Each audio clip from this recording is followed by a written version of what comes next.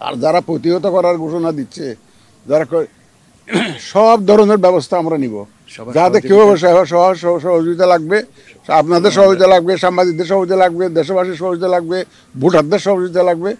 সবাই মিলে এই ধরনের সিচুয়েশন, অনাকাঙ্ক্ষিত সিচুয়েশন আমরা প্রতিহত করব এবং ইনশাআল্লাহ অনাকাঙ্ক্ষিত সিচুয়েশন হবে না। মানুষ তো সবাই বুঝতেছে যে এটা সুন্দর, সবাই একটা সুন্দর নির্বাচন চায়। রাজনৈতিক দলগুলো ওয়াদা দিয়েছে তো জাতির কাছে সব, যে তারাও তো সুন্দর নির্বাচন চায়।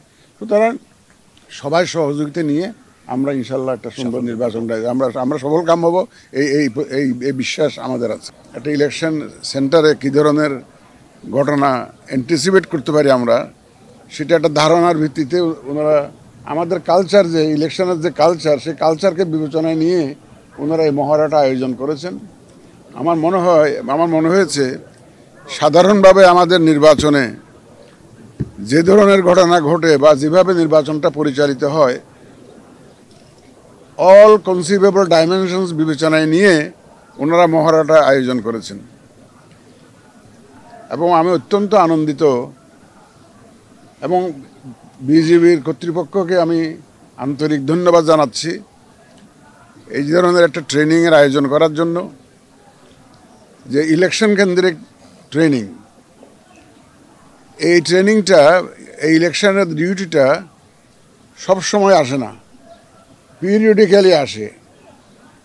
সাধারণভাবে বলতে গেলে, কনস্টিটিউশনালি বলতে গেলে প্রায় 4-5 বছর পর পর আসার কথা এটা, এই ধরনের ডিউটি। ইউনিভার্সাল কার্ডিয়াক হসপিটাল, আপনার হৃদয়ের আরো কাছে। বিজিবি তো তাদের তো নর্মাল যে কাজ সেটা তো করেই যাচ্ছে, বর্ডার এলাকায় দেশকে রক্ষার কাজ তো করতেছেই। স্মাগলিং কন্ট্রোল এর মধ্যে তারা আছে। কিন্তু আপনারা দেখলেন, সাংবাদিক ভাই বোনেরা দেখলেন যে আমাদের যে প্রস্তুতি, ইলেকশনের জন্য যে প্রস্তুতি, সেটার একটা নমুনা আপনারা দেখলেন।